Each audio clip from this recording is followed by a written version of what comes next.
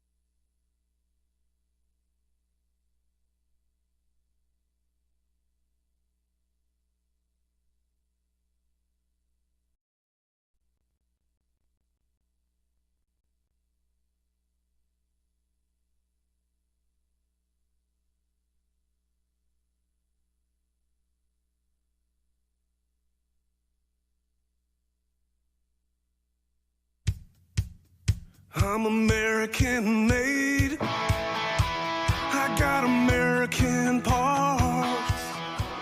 I got American. Hey everybody, I want to thank everyone for coming out. For those of you who don't know who I am, I'm our Washington Bureau Chief here at Breitbart News, Matt Boyle.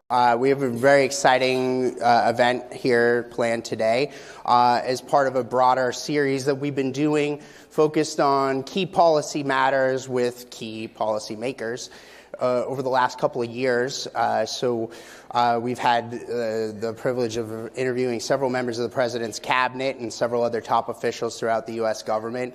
The next one, which is a really exciting, by the way, amazing that we are a standing room only packed ballroom here in the middle of August in Washington, D.C., which is just incredible. And I think it speaks to the strength of both this broader series of events that we're doing, but also this topic. This topic is particularly important, artificial intelligence. So we're really excited to dive into it. Obviously, it's driving the conversation. One other quick housekeeping item. We're going to have our next major event is going to be with the Secretary of the Treasury, Scott Bessent. On September 8th in Washington, D.C. We'll send out further details about that in the coming days and weeks, but we're really excited to do that and a big look at the state of the American economy ahead of the all-important midterm elections upcoming in November. But again, on this topic, we're really excited to do a major look and deep dive, and we hope this is the beginning of a bigger series because everybody wants to know what impact artificial intelligence is going to have on our world because it is here and it is impacting things. And so what are we going to do? How are we going to deal with these issues? What is the impact of that, and so on and so forth? That's really important. So I want to welcome up to the stage our first panelist. We've got James Proud from Substrate. James, come on up. So James Proud is the founder and CEO of Substrate. Substrate was founded to return the United States to dominance in semiconductor fabrication, substrate advanced technology, to extend Moore's Law while reducing costs of leading-edge fabs and the chips they produce. So, James, first off, thanks for joining us. Thank you for having me. A lot of exciting stuff happening in this space. So just let's start with really broad. What are you guys doing at Substrate? Walk us through kind of the mission and how it fits into this bigger conversation about artificial intelligence. Sure. Yeah, I think if you take a step back and you look at the history of semiconductors and computation, all of these technologies were invented in and by the United States. And really the past decade or so, we've fallen pretty far behind at the same point that now a huge amount of US GDP is really based upon what are we building on top of this, on top of these chips. And so about nearly 10 years ago, I started thinking about I could see that the demand for semiconductors was going to keep going up and to the right. It turns out with AI, it's now doing this. And that we didn't own our future as a country with this technology. And so with Substrate, we were really trying to look at, okay, what goes into these fabs and why are they so expensive? And at $30 billion a piece for a leading edge fab, that was quite a huge amount. And so we've been very focused on how we can actually start to build some of these tools that you actually put in these fabs, such as the advanced lithography tools that go into them. It's currently a monopoly held out of Europe. If you're able to actually make a dent on that, then you can actually start to bring the cost of these facilities down and really the compute and the chips that they make. Okay, so I believe we have friends from all around the world here at this event right now, including our friends in Taiwan. We love Taiwan. They're amazing. That's 100%. Where most of the chips are made in the world right now, if not all of them, right? Like the majority of all leading-edge chips are made in Taiwan. Okay, yes. But as much as we love our friends in Taiwan, how do we make these in America again? Because I think that's really, really important for the broader future here, because I think our friends over in China, and I say friends loosely, would very much like to dominate that market in a big way. So how do we build these in America, secure our supply chain of chips for national security reasons? Yeah, 100%. And if you look at the below leading edge chips and some of the mature nodes, China is completely dominating here. And we've always had the belief and worry that if we aren't ensuring that the US is leading in research and development in the next generation of this, we could have a moment where China does actually break out in the leading edge space, and then the geopolitical calculus really radically changes. And so Taiwan has done a phenomenal job, but really I think for all of the key parts of the American economy, Secretary Bessent actually said this in a recent speech in New York, we need to ensure that we own the entire stack. We lead in the models, but we need to lead all of the way down in that stack. Okay, so now what happens, we were talking in the lead up to this, and you were like, how dark should I get when we were talking about this? What happens if the U.S. doesn't do the things that you're talking about? What happens if we just take a knee and we say, you know what, we don't want to do this stuff here. We aren't going to take these steps. What happens if China takes over this stuff? Well, the good news is that we're not taking the knee, and the Trump administration has done a phenomenal job. We are now building more fabs than we've built in, I think, 20 years in the United States. So the work that Intel, TSMC, Samsung, SK Hynix, these guys are all building in the United States in a way that we've not seen for a very long time. And I think that the hyperscalers and a number of these other fabulous companies understand the geopolitical risk there. So the sort of dark side of things, look, my worry is that if we were to not sort of secure the supply chain domestically and are still reliant on foreign overseas monopolies, basically, at the same time that China is able to actually achieve leading edge, it might make some of their calculus around Taiwan a little different. And I don't want the United States to be in a position where we are still dependent on overseas production at the same time that China is able to have complete independence.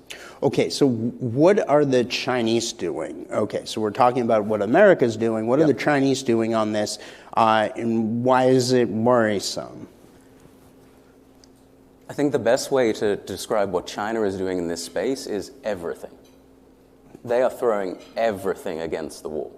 Every technique that may or may not work, if it has some promise, there is a group you will find there who is well-funded and is working on it. And so our system works clearly very differently, but we have to make sure that for the bets that we're making, the shots on goal, we have to really pursue them. But this is a whole-of-nation effort. I mean, with export controls and denying them leading-edge compute, we should expect them to try everything, because it is clearly a national security priority. And so we operate under the assumption that they will figure it out, and if they do, what is the U.S. response? Okay, so now there's a lot of insiders in this room right now, like a lot of folks from across the federal government I know, and major industry leaders, et cetera. But there's a lot of people watching at home that are worried about the future of AI and the impacts that this new technology is going to have on the world. So I really want to kind of drill down and explain this to the broader audience back home that's watching these clips.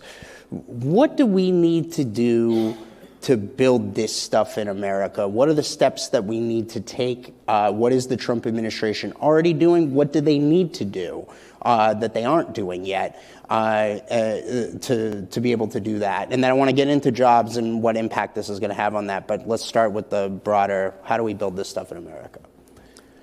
Yeah, I think that just the sheer numbers that are being spent each year now on this AI infrastructure build-out, just the sort of necessity of that, a lot of this stuff is now, through market forces, being brought back to the United States. Look, when it comes to people being worried about AI, I can sympathize with that. When you see a lot of the messaging coming out of Silicon Valley the past couple of years saying it's going to take all of your jobs and it's incredibly, incredibly dangerous, I think it's a reasonable response to have people be like, maybe we should question this a little bit more. What I have seen through my personal use and sort of using this technology, this is a sort of once in a forever empowering technology in a way that things like the internet and the computer weren't before. I think that people can have a lot more sovereignty themselves if you can actually augment yourself with these tools. But I think that gets on to one of the things that we've been very focused on, which is cost. We are seeing now that the cost of compute is getting so high and so limited that some of these leading frontier models, it's not cost effective to even be able to use them, and only sort of like the richest companies are able to get access to that.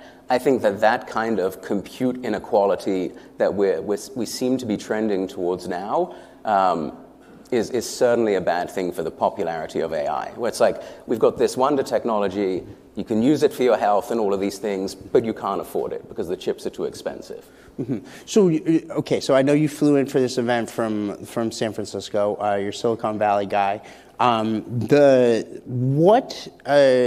mentioned all the folks in the tech world that are maybe not talking about this right to regular folks out there. We see AI as the number one story there's reporters from across the media here as well that are focused on this issue. They're covering it nonstop, inside and out. And again, a lot of the conversation is being driven by insiders for insiders. Yeah. What do you think the message that they need to talk about this? What are they missing when they're talking about this with regular people, with the broader audience out there across the red hat wearing, Trump voting, the people that go to Trump rallies? What are they missing in the message to those people when they're talking about this? My sort of general thought on this is that I see AI as a tool, and it is a very powerful tool. And if you look at the past 250 years, the United States has invented the most powerful tools for humans to use. And as Americans, we use tools, they don't use us. And I see AI as a very, very powerful tool. That's how I would try and reframe it. Okay, so we're going to talk to some of the other folks here about like exactly what kind of a tool it can be. Some of our other panelists are very focused on this in the national defense arena. That's where we're going to talk with Emil Michael about.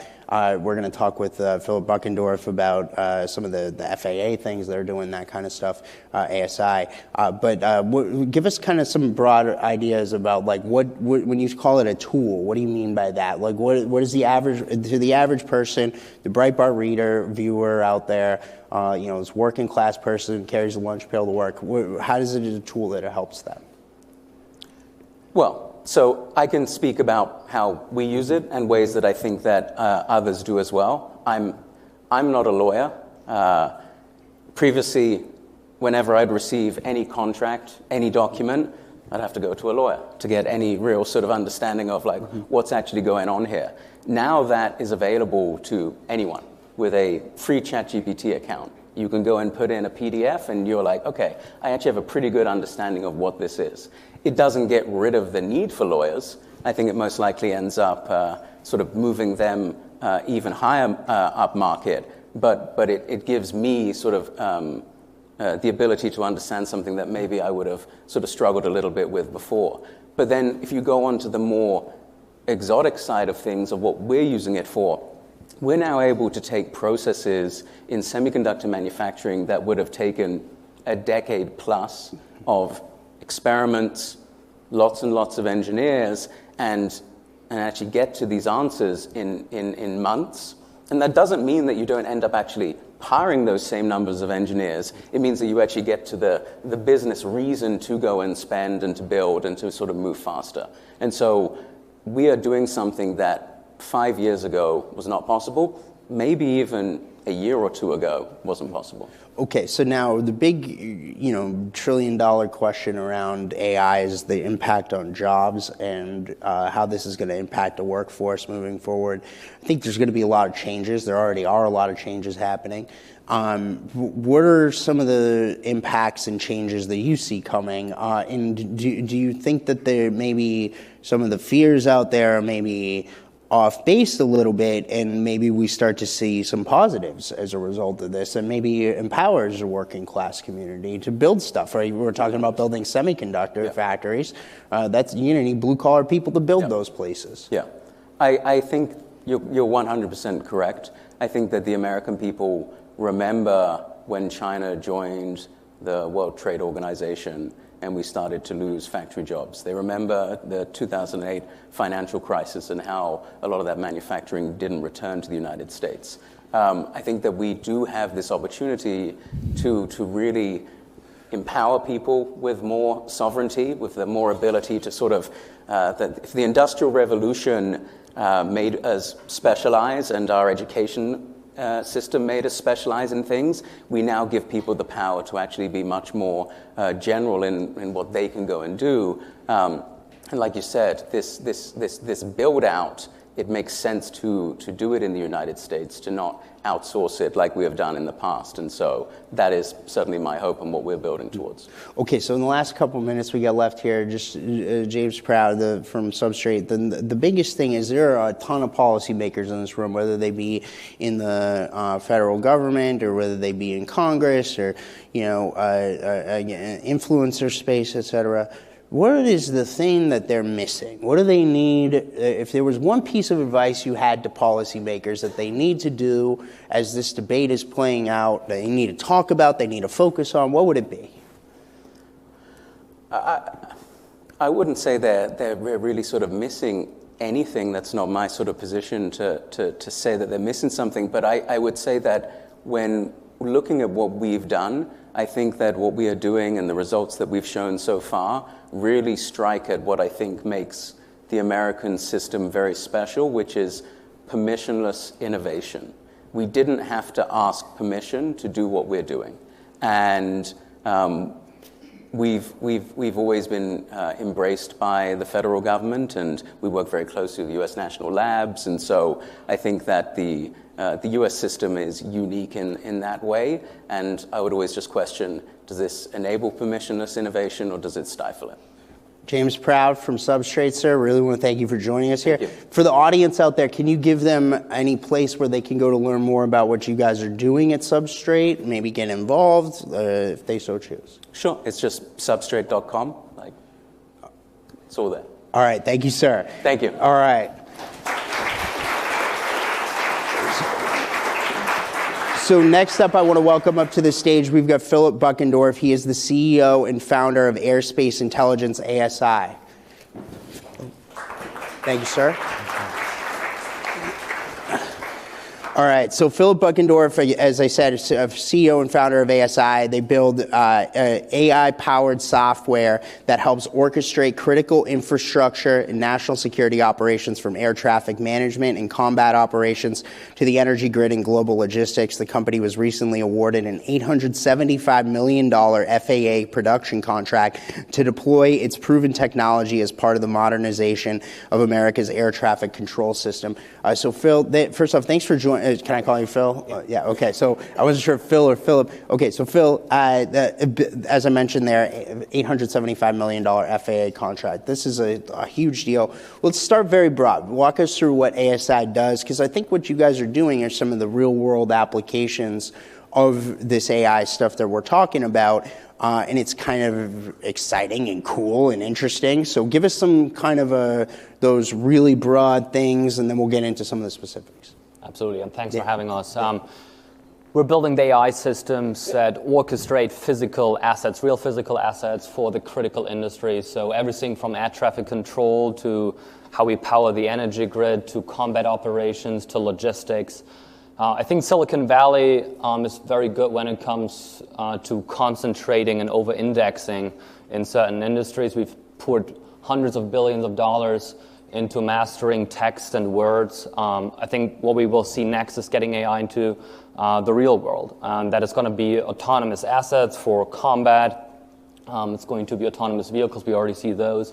But it's also going to be the orchestration.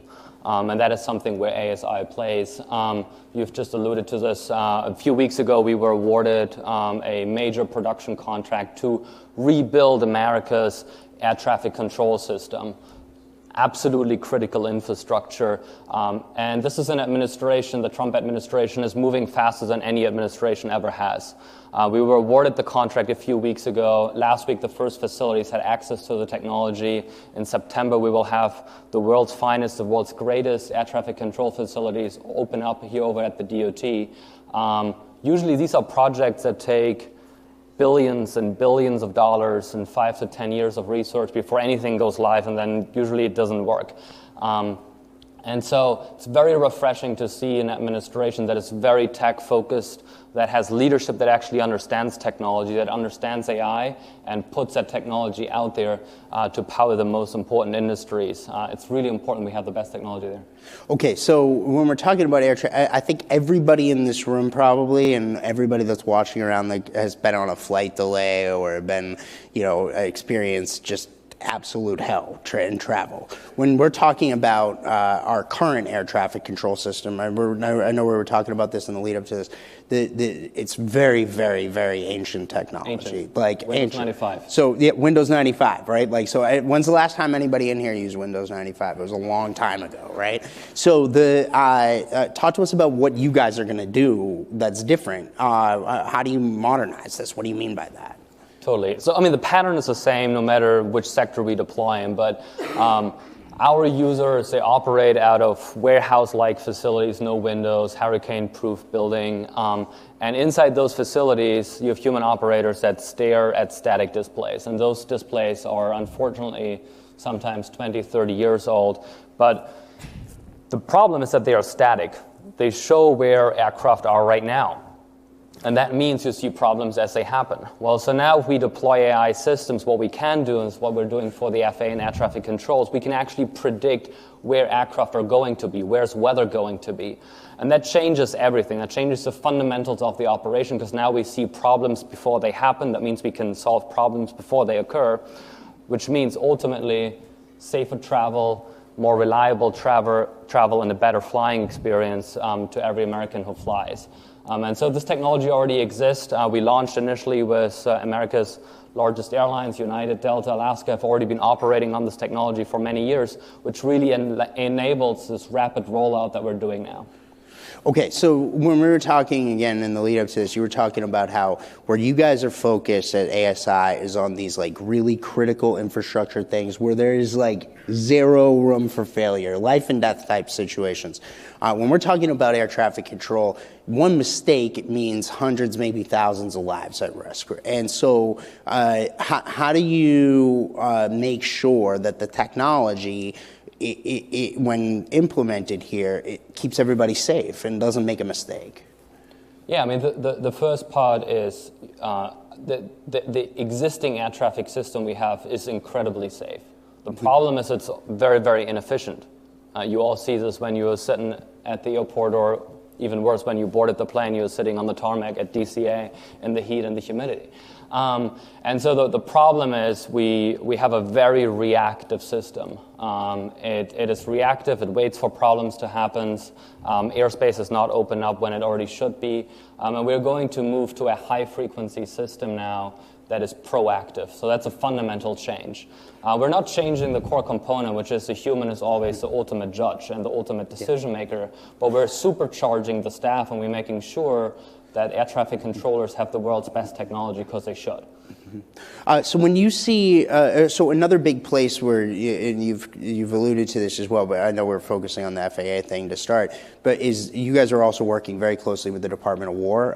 We're going to, again, talk to Emil Michael here in a few minutes as well about a lot of the different national security and Pentagon implications for AI. But talk to us a little bit about that. What are some of the things? I know that there may be some areas where you probably can't get into for national security reasons, but tell us what you can tell us about what ASI is doing on things like, with Iran. I think we've seen, the various operations that we've seen there, or with Venezuela or other places. What are some of the things that you guys are doing? Yeah, I mean, the first part is it's very refreshing to see a focus on leveraging commercially proven technology. So when we started working with the Air Force, we already had what I would say is probably the world's leading AI air operation systems and real operations with some major airlines. So when the Air Force saw the technology, they could rely on proven capability. They could deploy to live operation within a matter of weeks. And a few months later, we played a meaningful role in Operation Midnight Hammer. I mean, the principle is the same, no matter if it's a civilian infrastructure, military infrastructure operations, is you want to make sure that the most critical operations have foresight, not hindsight, right? How do you get more predictability? How do you simulate the operating domain? How do you anticipate where assets, no matter if it's friendly or enemy assets, where are they going to be? And you create the engine that allows you to dynamically replan and adjust for any disruptions. Mm-hmm. So when you're talking about that, like when you're saying like predicting where assets are going to be and that kind of a thing, can you kind of give us some real world examples about I mean like right now where in the throes of Operation Epic Fury, we're seeing what's going to happen next with Iran, but the last several months we've been there. I mean, walk us through like some real world applications about what that looks like. Examples. Yeah, so I mean, let's take an aircraft, right? If we have better understanding where weather is going to be, or where certain threats are going to be downstream, and we can anticipate that sooner, we can proactively plan for that, right? Which means we have an advantage. We have a four-dimensional advantage, a decision advantage, and that's very much where our technology plays. Mm-hmm. So now the bigger debate that's playing out right now around AI is. People are very uneasy about this, and particularly data centers and whatnot. Can you tell us about what your thoughts are on all of this? That as this debate is playing out nationally, walk us through kind of what your relationship is with any data centers, and what your thoughts are on all of this as it's playing out right now. I want to be very clear on that. I think it's really a question of winning or losing. It's that serious, right? And so if you look at the core components for AI, what are the foundational components that go into AI? It's a data, it's a compute, which is a chip and energy, and it's the algorithm. And we got to make sure we're the best across all three. Compute is the fuel for the engine, it's the horsepower. And so we got to make sure we have the best American chips. We've got to make sure we have all the energy at the lowest cost possible. And we got to put it together in a data center that provides that compute as we train models and operate those models. And so we're either leading, or we will be dependent on other nations or our adversaries, and they will dictate the terms. It's that simple. And so, unfortunately, some of these things have become controversial topics, but they shouldn't be. And I think it's like, from a policy perspective, yes, we can be concerned about all of the things 10 years downstream. Nobody knows what's going to happen in 10 years, but we got to know one thing for sure: we have to win. And right now we're leading, but we're not leading by a lot. And it's a very dynamic race. And those are the core three things that matter, and we better get them right. Mm-hmm. So when you're talking about winning, we're the big topic that we're talking about, we just talked about this with James, is all about China, right? Like, China's trying to beat us on this. And if China controls this stuff, I mean, you've seen the inside of this because you are doing it with the FAA on air traffic control, and you're doing it with the Department of War on national security stuff. How important, I mean, again, just flesh that out for us a little bit more. What happens if we don't win? Yeah, I mean, you probably detect from my funny accent, I grew up in Germany, right? And like, I've seen firsthand a country that stopped being serious about its vital industries, its critical infrastructure. It's a problem that Europe has right now. That's why I moved to America 15 years ago. And if you stop being serious about these things, if you have your critical infrastructure rot from inside, that's a disaster. And we can't let that happen here. And that is true, across the critical industries, but AI is such an important component, and we got to get that right. Okay, so now there are a lot of policymakers in this room. I keep mentioning that because I know that I've seen the RSVP list. There's so many amazing folks across the White House and federal government, all sorts of different agencies and departments. There are folks from Congress, et cetera. What would be your advice to them about what they need, how they need to talk about this, what do they need to do to focus on this issue so that we do win and that China doesn't win? I mean, the one part is very, very special about this moment is that we have an administration that understands technology in a way that probably no administration before understood technology. We have leaders running government agencies that were part of technology companies before. I know you have Emil Michael here on stage in a moment. That is very, very special, and is a very good start because technology is moving very fast, and it's important to understand it in detail. I think the dialogue between Silicon Valley and Washington, D.C. is talked about a lot, but it's incredibly important. And that is both on Silicon Valley and D.C. to make sure we have that dialogue, and we come together and we find the right measures, the right policy, but that always starts with understanding, like, what is the technology actually about? And that also means for Silicon Valley, let's stop with the fear-mongering of, like, what the technology potentially could do to increase valuations and lower cost of capital.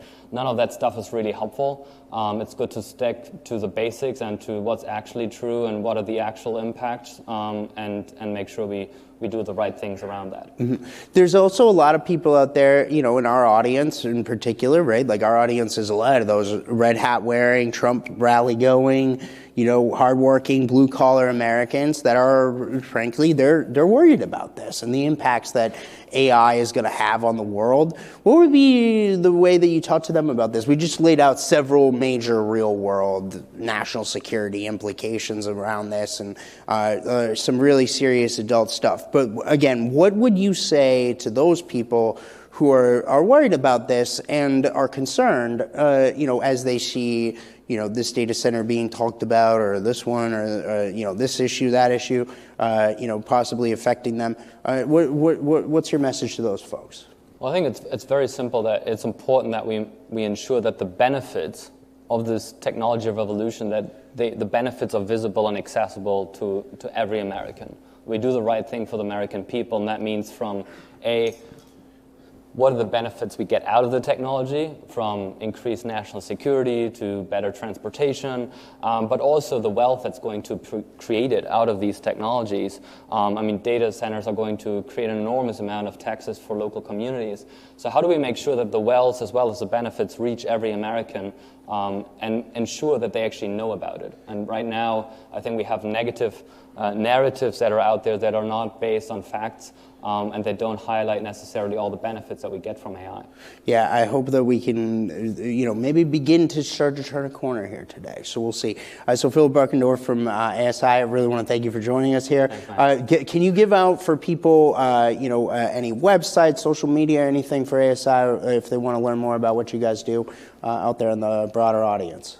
Yeah, airspace-intelligence.com. You'll probably hear quite a bit more about us in September as we open up the DOT facility and our systems go operational with the FAA for air traffic control.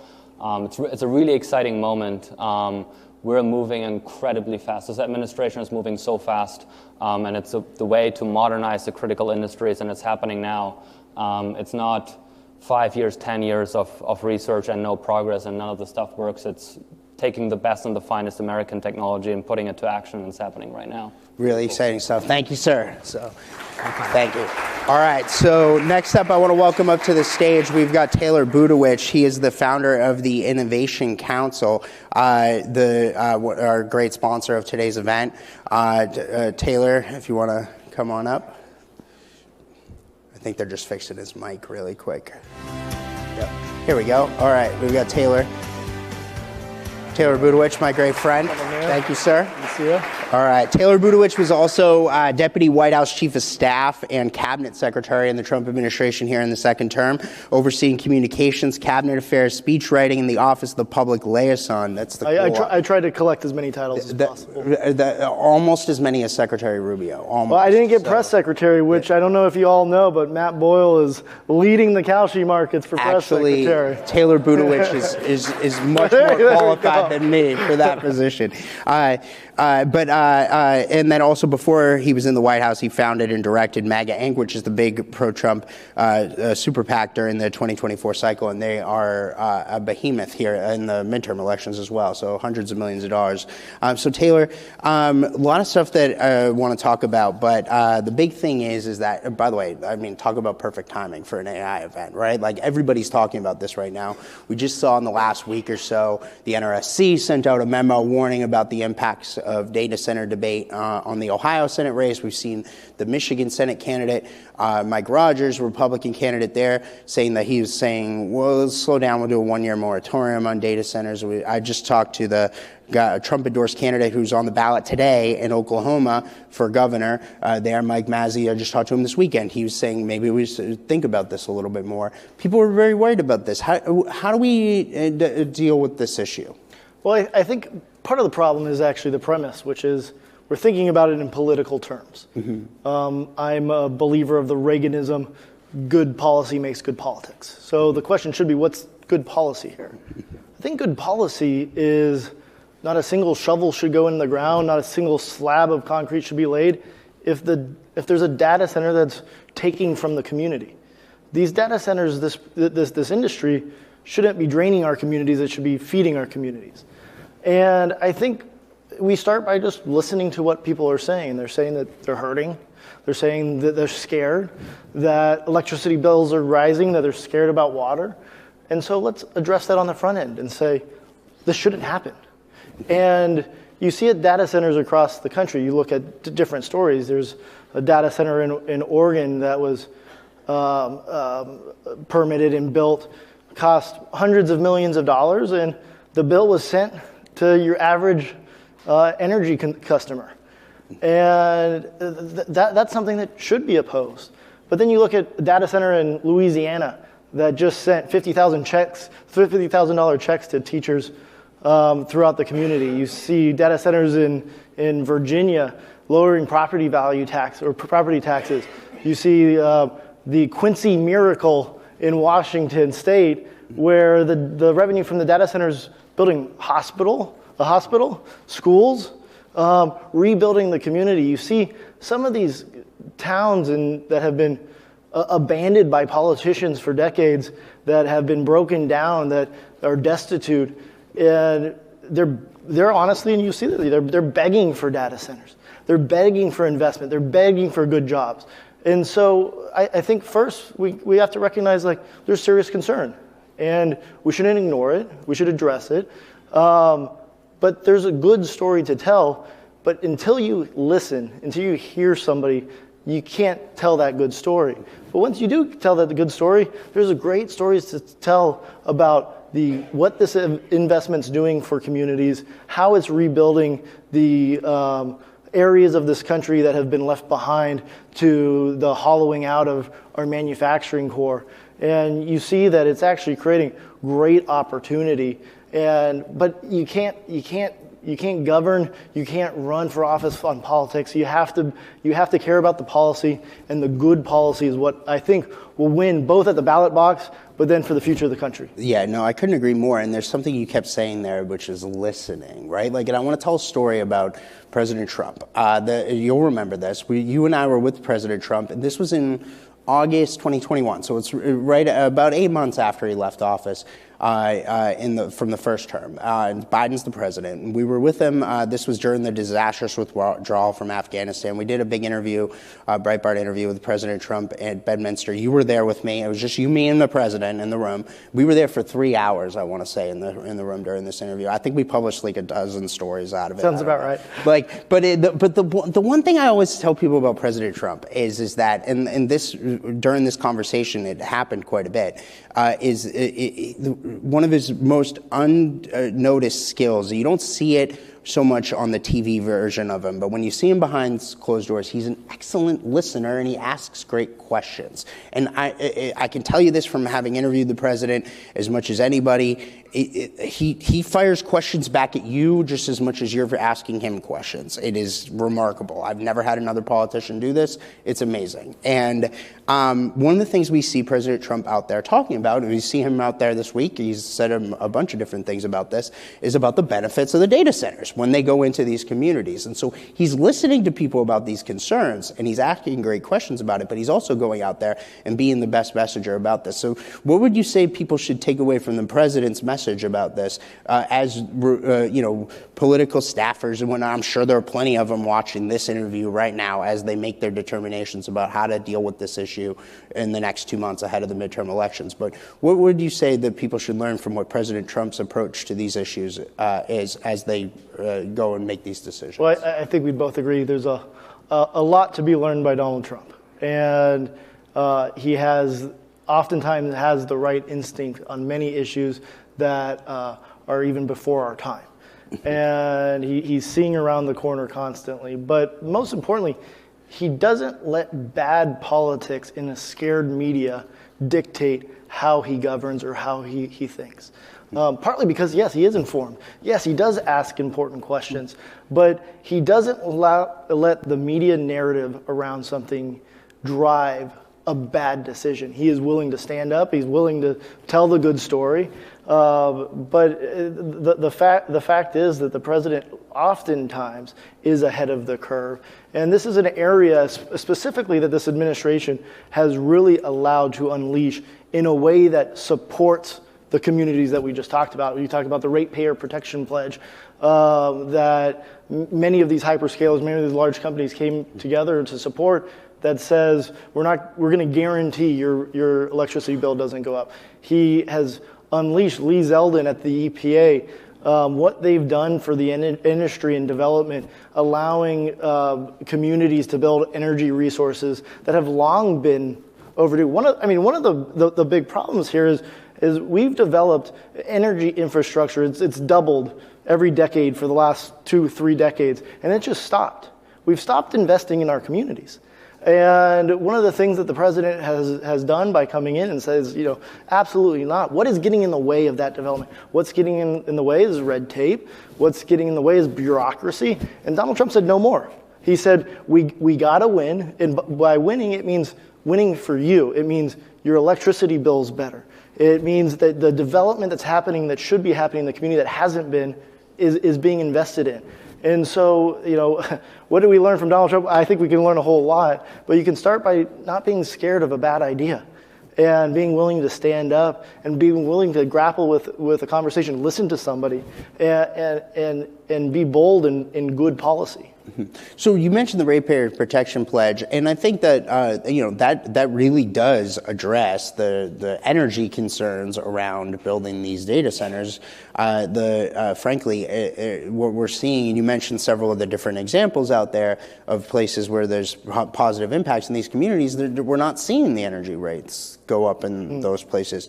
So how do you? And there's other concerns that we see as the things are coming in. Water concerns, Water's another sound huge issue. concerns, right? But how do you address those things? And assuming you're able to do that, it sounds like you put one of these in. Where are they going? They're going into the forgotten man and women's communities, right? Those working class communities that we'd stopped building stuff in, that we stopped building infrastructure, and now we're going to actually start building infrastructure again in these places. No, I mean, that's exactly right. There is a boom in this country happening, and it's a boom that affects everyone.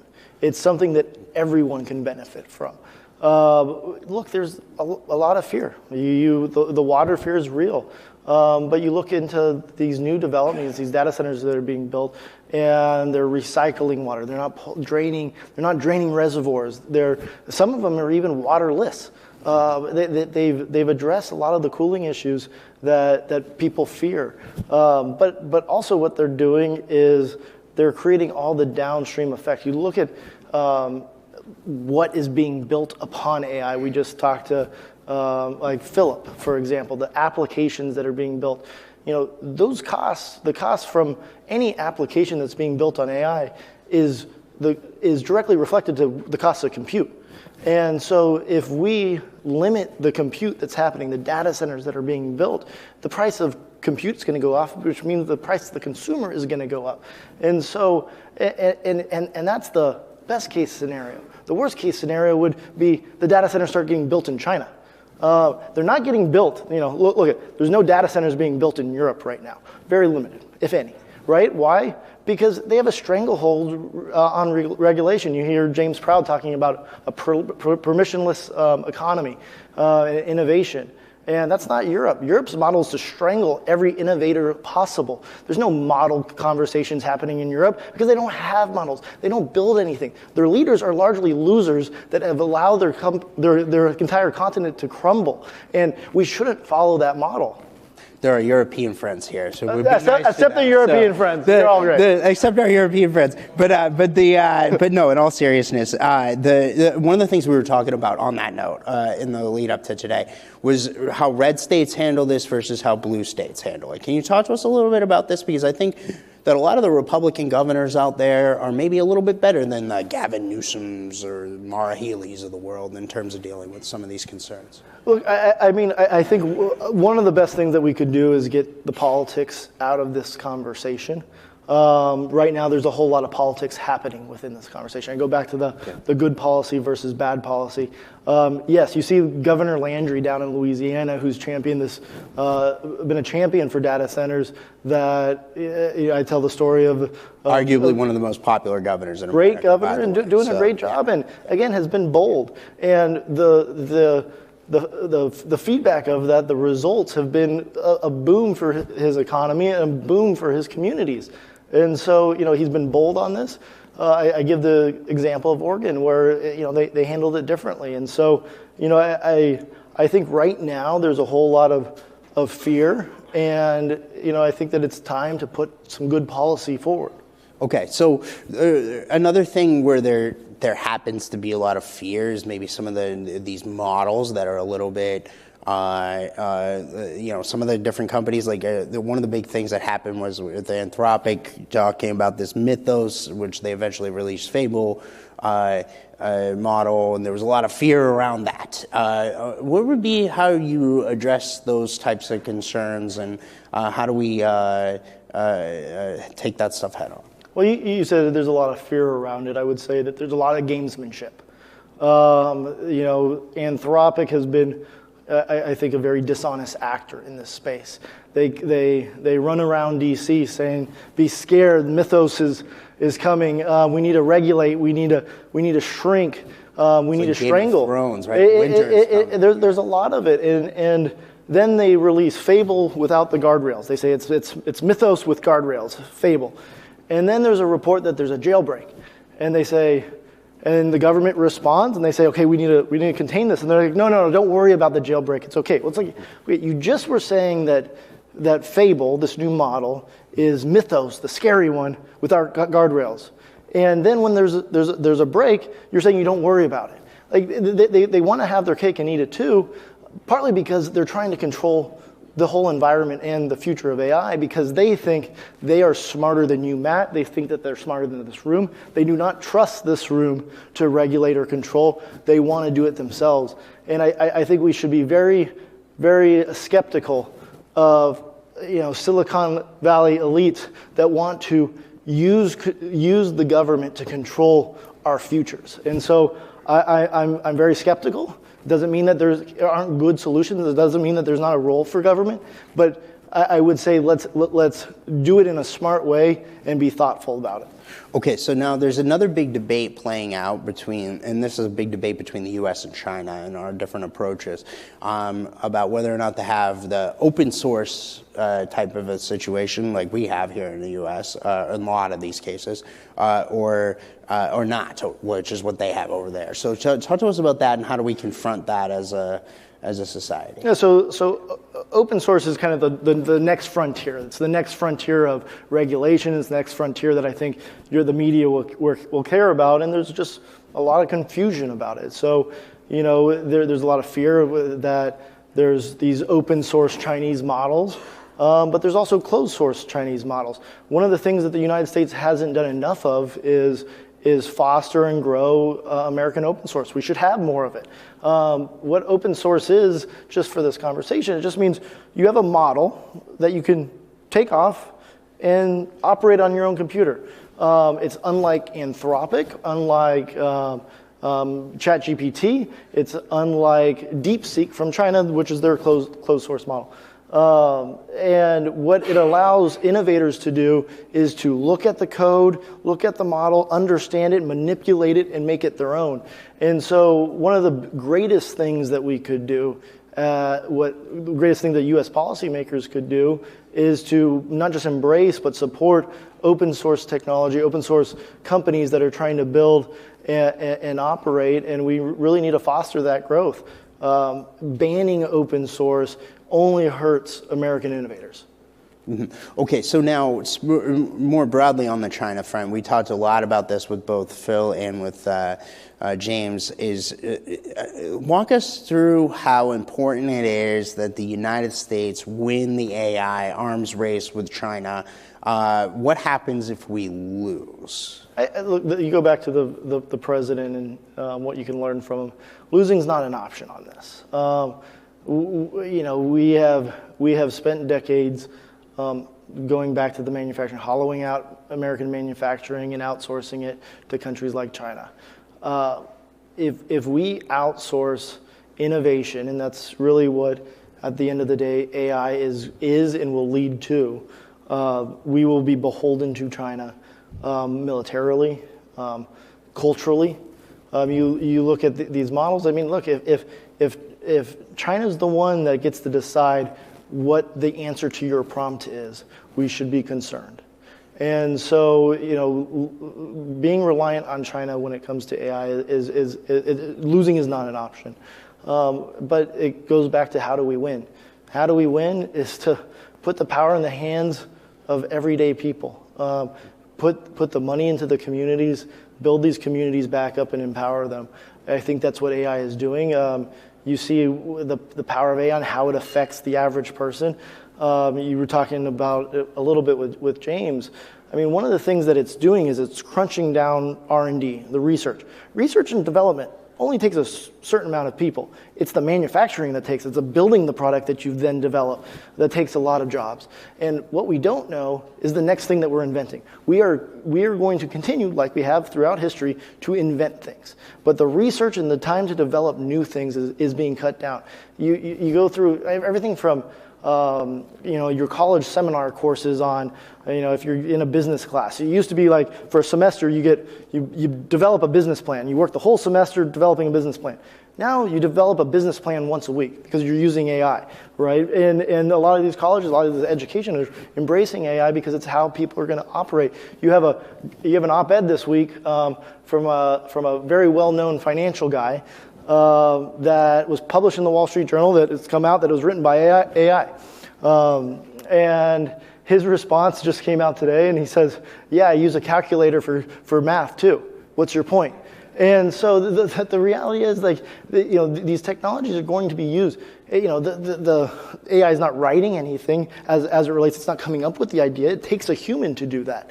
And so the human is made more efficient, more strong. You'll have, line workers that make lines more efficient. You don't need a degree from Yale anymore to really create business efficiencies. You don't need this fancy educations that people get. The average person, the person that has been working their ass off for many years, that know that there's a problem, they just haven't figured out how to solve it yet.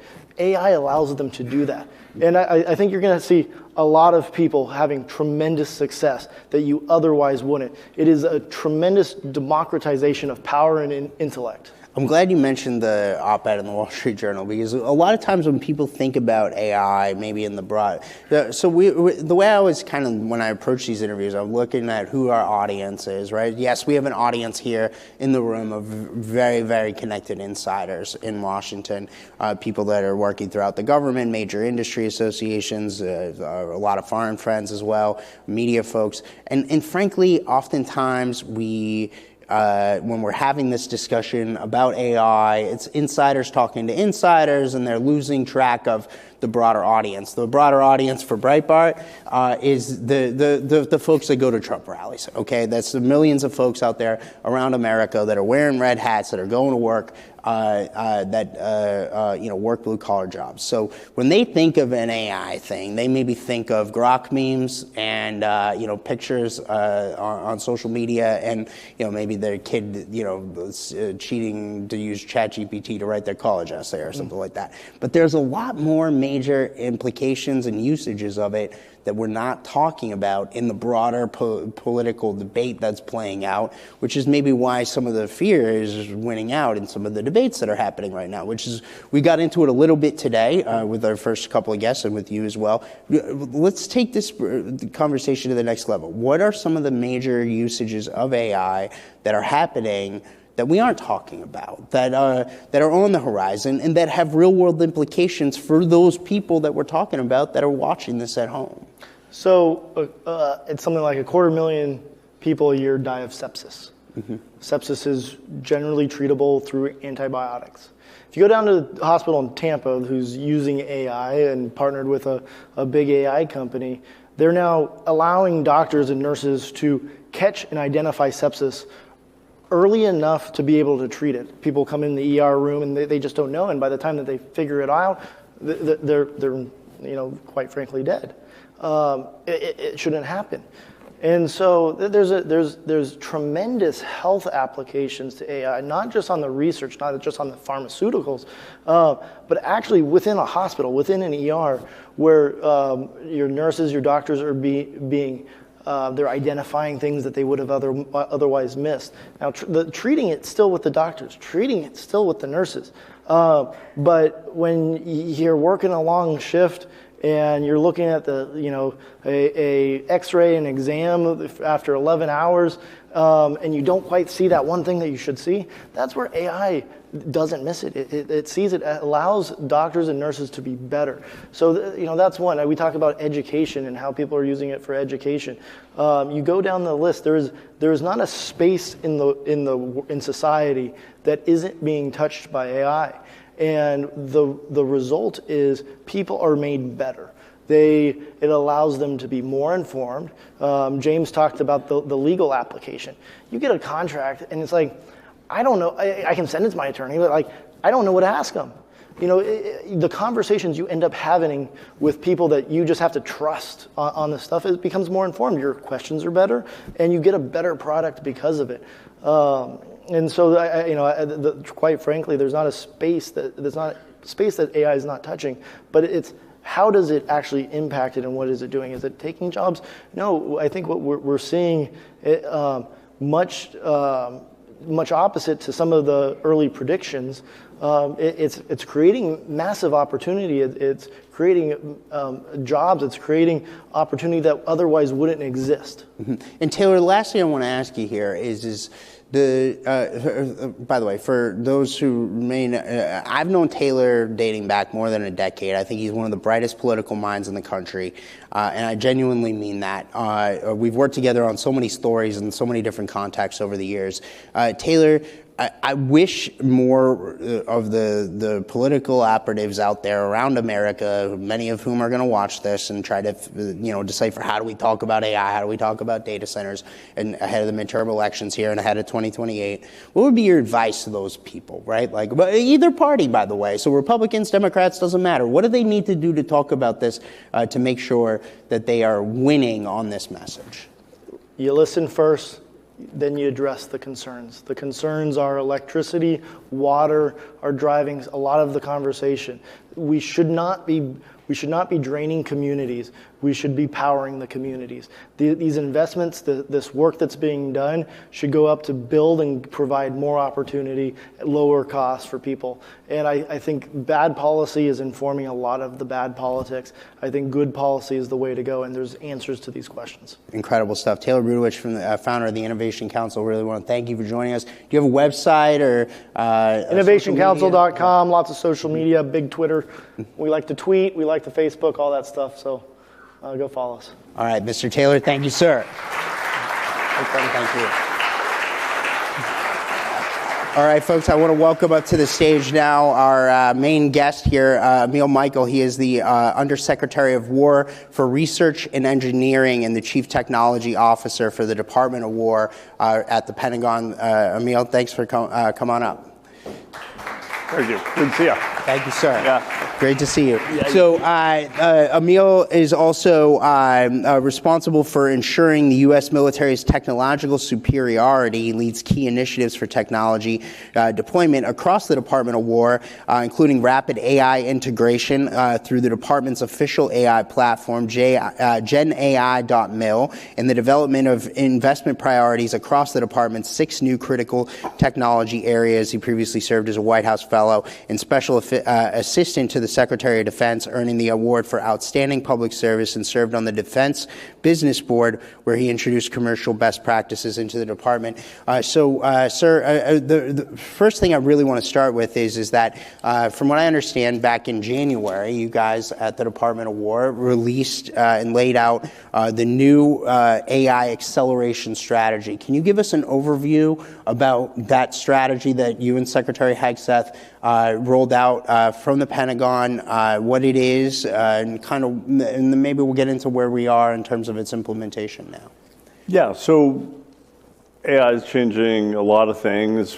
You know, probably most of the people in this room have one of these AI apps on your phone, if not many, right? So the consumer adoption of AI was happening in the world incredibly fast. But at the Department of War, out of 3.5 million people, we had less than 70,000 people using it for just basic business functions. It turns out it just wasn't accessible. So you had the same people using it in their personal lives, but not using it for work reasons. And we have a lot of reasons to use that. We're literally the biggest bureaucracy in the world, so the biggest number of people in the world. So we figured out a way to get AI on people's desktops, on their phones, for enterprise use cases, like the things you use to make any business efficient, for intelligence use cases, and for warfighting use cases. And in the last 6 months, 8 months, we've gotten 1.7 million people using it, which is a big difference in that amount of time. And so that was just step one, which is get out into people's hands, have them start using it, and see how better it makes them at their job. And now we're trying to go deeper and teach people how to use it for things like fighting conflicts, for taking all the intelligence that we get as a nation and real time synthesizing it. So, we keep our country safer and we're more successful in battle. And so that was the idea behind acceleration. Okay, so now one of the big things you mentioned, GenAI.mil. Talk to us about that. Where do we stand with GenAI.mil? Where is it in terms of its implementation, its adoption, et cetera? Walk us through what it is, like, to a broader audience out there. Yeah, so the last administration left us with this 70,000 sort of very limited AI capability. And so when Secretary Hegseth said, no, we've got to go big, GenAI.mil is, just think about it as the place you go on the internet inside the Department of War, because we have classified systems, right? So not everyone could just walk in and get on a laptop you can't, put it in your phone right now here and you can't just do it right. This is for us. Yeah. Right? It's our intranet. It's for the insiders. Yeah, it's for the insiders. At the Pentagon. So that's where we have Google Gemini and soon to be Grok from SpaceX and soon to be OpenAI or ChatGPT from OpenAI. And that's where they get to choose the model based on what they're doing. And it's just our way of accessing these frontier AI models. Okay, so now when we're talking about AI's use in our military, we've seen several conflicts here during the Trump administration. Obviously, the beginning of this year, we saw Venezuela. I would love to go talk to Nicolas Maduro at whatever jail cell he's in New York and ask him what he thinks of the U.S. military's AI capabilities. But also, we've seen the use of it in both Midnight Hammer in Iran last summer and Epic Fury this spring and summer in Iran. Talk to us about how we're using AI to fight wars and win wars and to engage in our military activities around the world. Well, we're using it for very basic things, right? So it helps you see where your own assets are, where your airplanes, where your ships, where your weapons, where is the stuff, where your troops, the things that can give you a picture of where you are in the battlefield. And then from an intelligence standpoint, where are the bad guys in the battlefield? Where is their equipment? What are they doing? And how are they doing it? And now you can do that in real time. So instead of flipping through reports, right, you can literally see it on a screen because AI can generate all this information and synthesize it in a real-time way that you could see the whole picture. So imagine how much more effective you are if you can not only see all your assets and all your ways of fighting, but you see the adversaries and what they're doing, right? That's an incredible innovation. That's just a start, because then you could eventually go from there to, choosing different systems based on their cost. Well, how are you going to take down a drone? Can you do it cheaply or more expensively so you save your one kind of munition for another? How do you figure out where their power centers are and who's making decisions? Like all these things, as you get more and more familiar with these systems and they get more and more intelligent, hopefully you fight a battle and you've won before it starts, right? That's the goal, is to use it to deter. I was watching an interview you did this morning. I think it was on CNBC. You were talking about the president's request for, I think it's $1.5 trillion Pentagon budget, a very, very significant increase, obviously this year. But you said that this is part of what I think the term you used was a mixed shift towards the future of AI, and that actually AI is going to help make defense more affordable down the road. I think the annual budget is usually around $1 trillion. Can you talk to us about that? What does that look like when AI is totally in place and across the Pentagon? And do we see a significant cut in down the road in Pentagon defense spending that because of this technology, and does that maybe help fund other things across our government? Well, I think it was said in the context of we've asked for one historic increase for 1 year. And the reason is that most of the systems we have today were designed and built for the Cold War. Right? Big airplanes, big aircraft carriers, tanks, all these assets were really fantastic assets. I mean, like stealth aircraft, you name it, like really impressive things that underscored the technological might of the country. However, those things are not as like if you were to fight a battle like Ukraine and Russia are fighting, not all those things would be usable in the same way. In fact, they're using drones, so they have a robot-on-robot front line, if you will. So how do you adapt to the modern battlefield while still building the exquisite weapons? Well, you kind of have to have a one-time ability to invest in the new, because you can't leave the country defenseless. You keep the old stuff, you build the new stuff, and then the mix of what you build in the future shifts. And so it's exquisite and big, powerful to mass attritable, which means attritable means it's cheap enough that you can lose it. You're losing an airplane is very expensive. Losing a drone is not as expensive. Losing a drone, even that's on the sea, is not as expensive. So mass attritable, and then eventually this one-time increase sort of allows you to build your stockpile inventory, then you get to more normalized budget. Mm-hmm. Okay, so now one of the big things I bet everybody in this audience is waiting for this question. So is it all about Anthropic? And so we've seen all the different reports out there and the different fights that have happened between the Pentagon and Anthropic during this administration. Can you talk to us about, first off, explain for people, because we have a lot of people in our audience that maybe are not following this as closely as everybody in this room and all the insiders in this space. Walk us through what happened with this whole thing. What did they do to you guys? What was your response to them? And then we'll kind of get into some of the bigger, broader implications. Well, so when I got to the department and I was assigned the AI portfolio, I looked at how we're using it, these 70,000, 80,000 people, and I looked at the contracts that were written of how we could use this technology. And remember, they call this, we're headed toward an artificial general intelligence kind of world. Yeah. General. That means it could be used in a lot of ways. Yeah. It could be used, planning your kid's birthday party and used for creating or maintaining a business, to use it for intelligence or warfighting. So broad applicable use.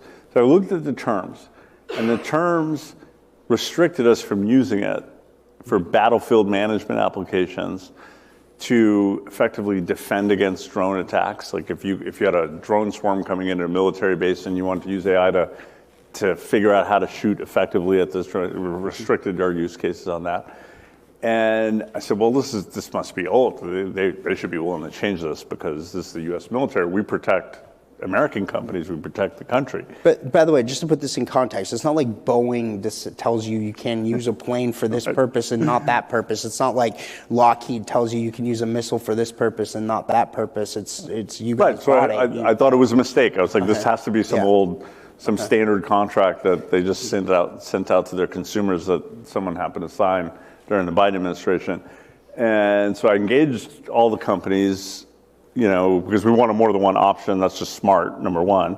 I engaged that company, and they didn't want to change it. There's 25 pages of restrictions. So I spent 2 or 3 months trying to kind of give them examples of how this might work. I was like, well, maybe, let's say there's a Chinese hypersonic missile come out the United States. A hypersonic missile is something that moves at Mach 5 or above. So it's one of the fastest things we've ever seen. So it could get to the U.S. in 30 minutes. So you have a few minutes to shoot it down before it destroys an American city. And they said, well, in that situation, let me think about that. Call me and we'll discuss. And I said, just as the missiles coming in, right? Or as the drones coming in. So a whole team of people who were sort of dumbfounded, there's no time to call anybody. So then you got to this, just a philosophical point where they didn't want their product to be used the way the U.S. military needs to use an AI product to defend the nation. And at that point, Secretary Hegseth said, look, let's give them one more week. We've spent a lot of time on this. Every other AI company, from Google to SpaceX, and the infrastructure providers from AWS, NVIDIA, all agrees to our terms. One company hadn't. And if that's their answer after a week, then I don't think we can work with them. We can't put our warfighters at risk. So we went through that week, and before the week was over, they pulled out of the discussions, and they made it an anti-administration talking point, in my view, a marketing point.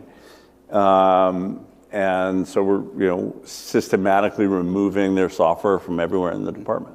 And where does that stand now? Is it mostly gone, or is it about 90% done? We gave ourselves 6 months to do it because, again, you have to do these things responsibly because we have to protect our soldiers, have to protect the nation. So these things are embedded in complex systems.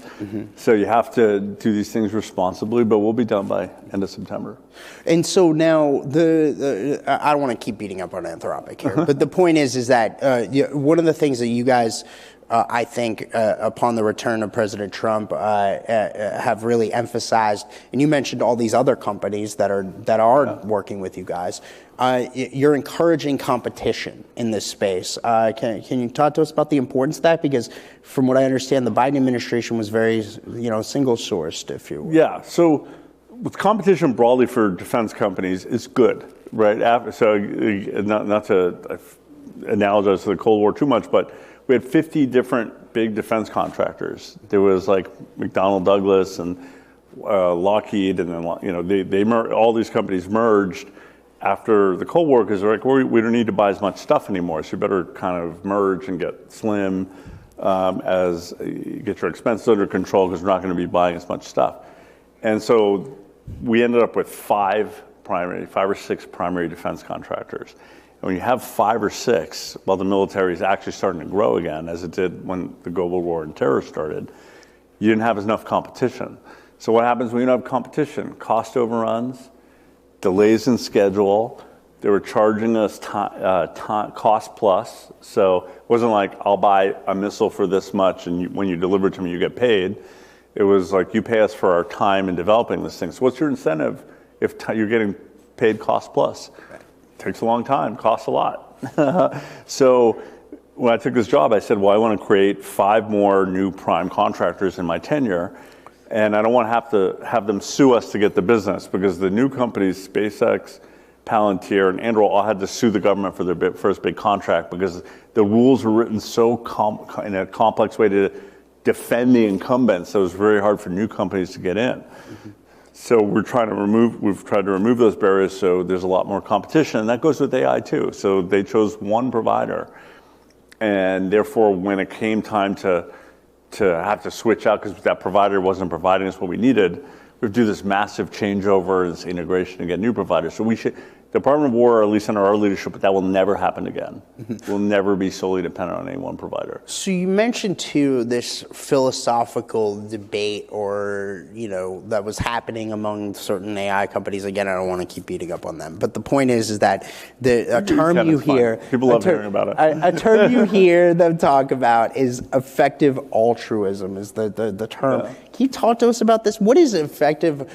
Again, I think people in this room might understand this stuff, but again, we're speaking to 2 audiences. We're speaking to the insiders here. We're speaking to the broader American audience that's watching at home. So explain it for us. What is effective altruism? And I would imagine you don't agree with this ideology. So break it down for us and why it's not so great. Yeah, so this effective altruism theory, and I'll do my best to describe it in simple terms. Sam Bankman-Fried, the guy who went to jail for FTX, is sort of one of the big proponents of this notion, and it's that quite a list of winners behind it. Yeah. And it's this notion, which also is described as rationalist, where you're super rational about every living thing and every living person, but every living thing in the world, and so in such a way that the way you do charitable donations or the way you run your business is to have do the most good for the most number of living things. So that could include shrimp. There's this whole big thing about shrimp welfare in the effective altruism community where shrimps have feelings or could feel pain.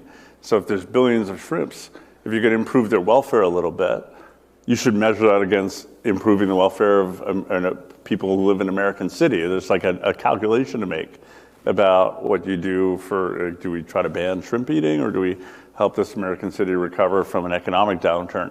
And I like shrimp. It's actually really good. So it's not going to be banned from your kitchen, but that is a silly example. But it's generally this. That's one part of the view. The second part of the view is that artificial intelligence is going to be so much more intelligent than humans at every task. You could have 50,000 geniuses in a data center, that it's going to be so rational and just that it's going to decide for humans what the best thing for humans are. And there was this essay written by one of the founders of these companies called Machines of Love and Grace. Machines of Love and Grace, as if machines could have feelings. And this machine, when we were all living in this abundant world where they created all this wealth for us, was going to decide who deserved what kind of rewards from this machine god that was going to tell us, who is good and who is bad, like Santa's List or something. And it's a sort of dystopian Brave New World view of the world, where machines that are like using ones and zeros are going, like, have just no bias. They're going to decide the perfectly rational best thing for everyone on Earth. So it's a strange philosophical concept, and I don't think it's a place that any normal person wants to live in. But that is the animation of a lot of these kind of companies. Now they've now distanced themselves from it, but the sort of detritus of that philosophy still lives inside these companies, in my view. Very strange the way that they operate. But this gets to, like, again, what we're talking about here is national security implications and, Pentagon implications that are life and death here for implementing these new artificial intelligence things. And again, when we're talking about some of this woke ideology that is getting put throughout these things, when we're talking about life and death, when we're talking about an American serviceman or woman comes home or doesn't come home, how important is it that we don't have this woke stuff infecting our decision-making process? I mean, this is part woke, part dystopian, right? In that it's dystopian in that it's just, I don't even know what you call Trump welfare, woke or dystopian, but it's some of both, certainly. But I do think if you have a mission and the American people elect a president of any party, that president appoints their people, and the military has a constitutional responsibility to defend the nation. If you're a company that's providing a service to that nation and under the protection of that nation, and if you have your own constitution, they literally have their own constitution, not corporate values, not employee values, your own constitution, and you say, I'm going to tether the software answers to my constitution, not the constitution. And I'm also, that constitution, as before January of this 2026, had a preference for non-Western values, and had a preference for this machine god notion, and had a preference for what language could be spoken and what questions could be asked and answered. It becomes potentially a censorship machine, potentially anti-constitutional structure. In fact, they wrote essays about how they think the new world should have not a commander-in-chief, but a panel of experts that should decide how to fight wars, which obviously doesn't work. It didn't work for George Washington, who read the framers of our Constitution. We have a Constitution for a reason. It's lasted for almost 250 years for a reason. And I think that these companies are, where they try to become nation states unto their own, underneath the protection of a nation, it doesn't work. Okay, so there's a lot of other things I want to get to here. One of the big things that you're also overseeing at the Pentagon is the investment in building out the various elements of the American stack, if you will, of building stuff here in America again. I think you've already given out billions of dollars in loans to different magnetics companies, energy companies, elements companies. Can you talk to us about that and how that fits into this broader AI equation, and what the investment looks like, and then what kind of impact, because the big thing that we're trying to have this conversation about here is that what does this look like for those working class folks, those red hat wearing, Trump rally going Americans, the people that are reading Breitbart, what impact does this have for those working class folks across the country? Because if we're giving out billions of dollars in loans to build these places, somebody's going to build them, right? So that's blue collar workers and blue collar jobs. So talk to us about what that looks like and kind of lay out for us what you guys are doing and what's on the horizon. Yeah.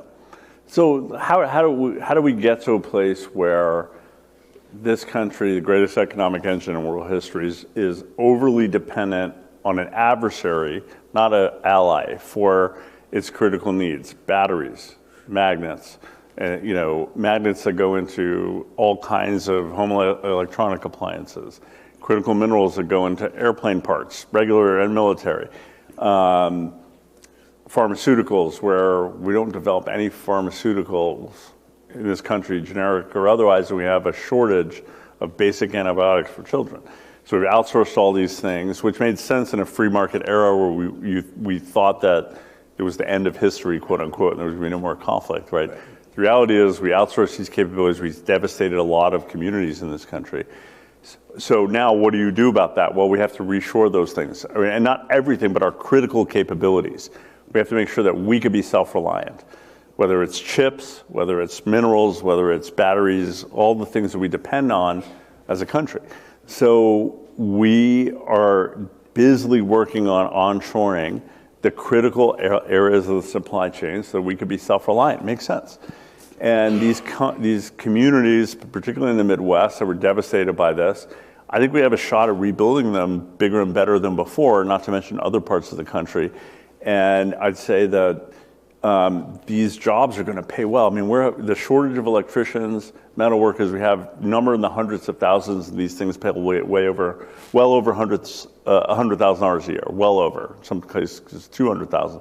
So we are, and then the turn we took where everyone had to go to a four-year liberal arts college, as opposed to the balance of people who were doing trades who were maybe making more than what a theater kid may be making out of Swarthmore or something right now. I think that, nothing bad about Swarthmore, but it's been we love the theater example kids. They're great too. We need theater kids too. So.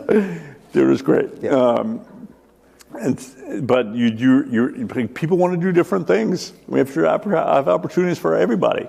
And so yesterday I was in Wisconsin at the Oshkosh factory that makes all these vehicles, make postal service cars, they make airplanes, they make tanks, and they're growing. Right? So these companies are growing, and I think it's great for their communities. And this is going to happen more and more, and we're doing that for drones, we're doing it for weapons, we're doing it for all kinds of things. Because I think we're going to have a manufacturing renaissance, and I do think what AI is going to take out mid-end white-collar jobs before it has an impact on blue-collar jobs. If anything, it'll increase blue-collar job needs. So that is a twist that we haven't seen in the last 25 years. Mm-hmm. So what are some of those, and I want to get to China in a minute because you mentioned our greatest adversary that we're dependent on, and we've got to talk about that. But just really quick, can you give us some examples of some of these blue-collar jobs that are getting created as a result of this stuff? Because I think that's fascinating, and it's a part of the story you don't hear from the insider establishment media when they talk about this stuff. The Politicos of the world, I love our Politico friends. I think one of them's here. Axios is too, like similar type of a thing. But they don't talk about that stuff. So what are some of the real world blue collar jobs that are getting created when these things are happening?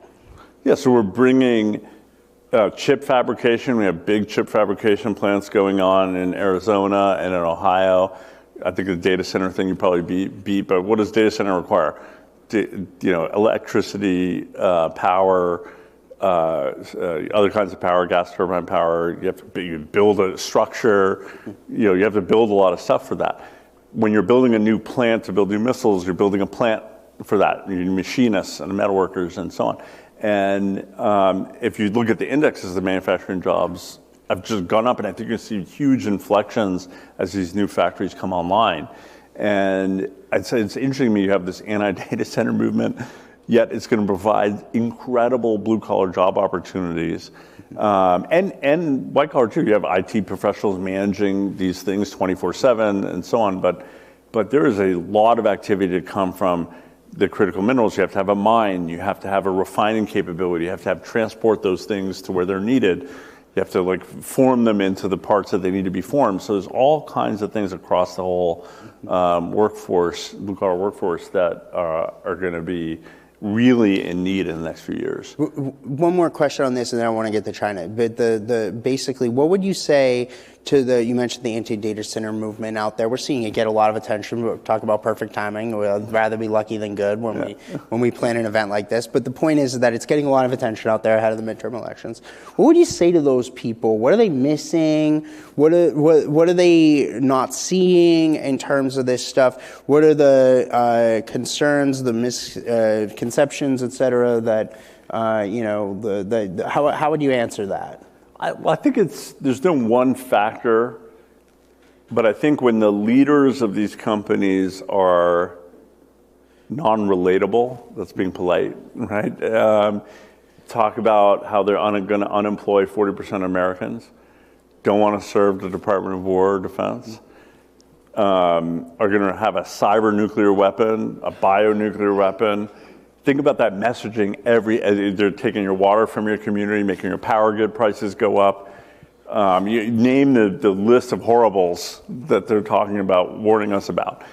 Well, sure, you have enough of that. People say, well, I don't want that sort of instantiation of what all that is in a data center. I want to put all the feelings I have about all these different things that they've told me about into this movement, this anti-data center movement. If you compare public polling in China or Europe about AI, it's way more positive because they're not hearing from these catastrophists who are talking about, how they're going to destroy the world and give you a machine god to decide if you're good or bad. So I think, this accumulation of stuff happens. Now, the good side of it, President Trump's the best articulator on this.